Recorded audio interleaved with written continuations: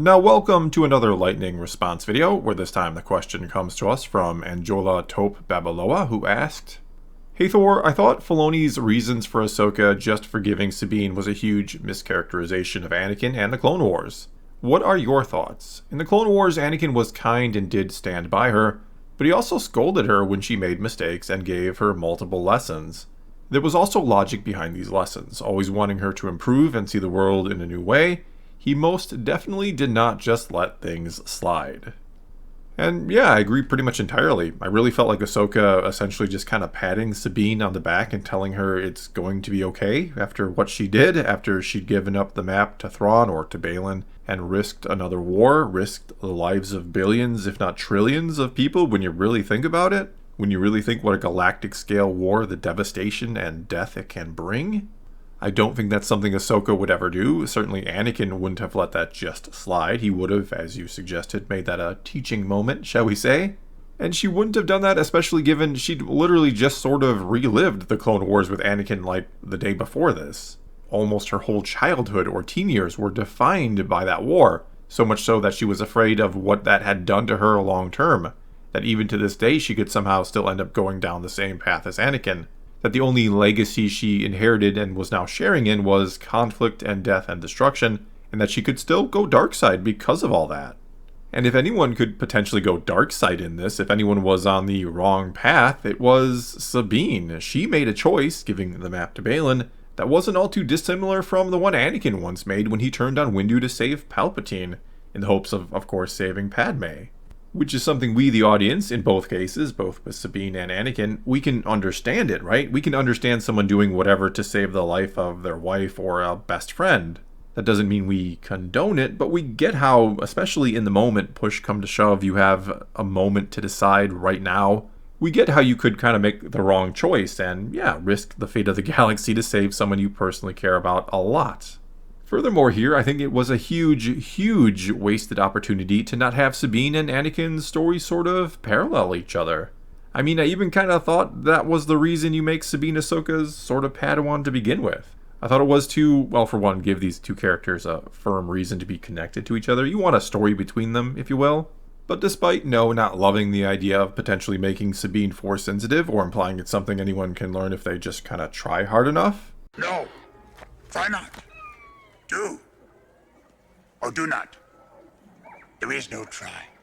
But despite that, I thought it was a clever way to link the two characters. To have it where Ahsoka, who had once been Anakin's Padawan, and carries some degree of blame for what happened to him, becoming Darth Vader and all of that. But here she is now in the master role. She's trying to train someone with, somewhat similar attitude and attachments to Anakin. Someone who cares the same way he once did about those close to him. I thought this was the perfect opportunity to again sort of parallel their two stories, to have them going down the same sort of path, which doesn't mean that in the end Sabine had to go dark side and become some big bad villain like Darth Vader.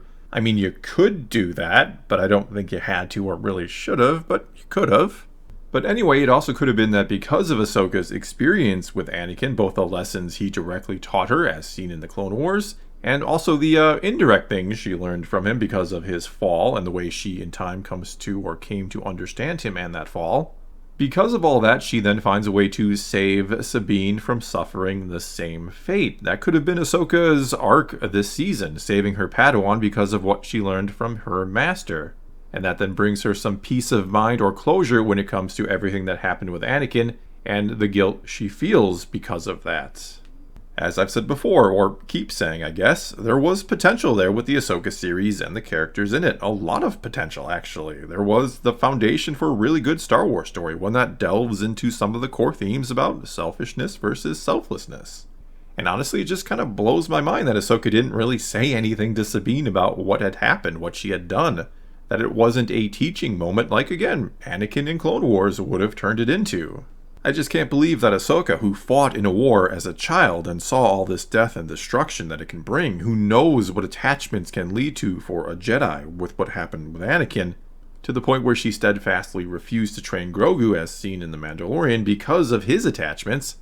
I just can't believe she'd have virtually nothing to say to an apprentice who risked a war because of her attachments, who had put the lives of so many people in jeopardy to save one.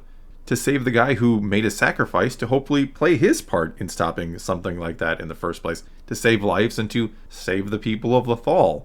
She kind of throws all that away, and all Ahsoka does is, again, give her a pat on the back and say, "You do you, Sabine." Well, that's all I got for you this time. A true lightning response video for a change. And speaking of all of this, and for those curious, I will be continuing my rewrite of the Ahsoka series, the one I started last week, and there should be a link to the first part on your screen right now, should you want to check it out and get caught up before part 2 drops. And hopefully that'll be really, really soon, maybe even tomorrow, fingers crossed, if I can get it done. Either way, do leave your comments or a question for a future lightning video below, and let's talk some Star Wars. And until next time, thanks for watching.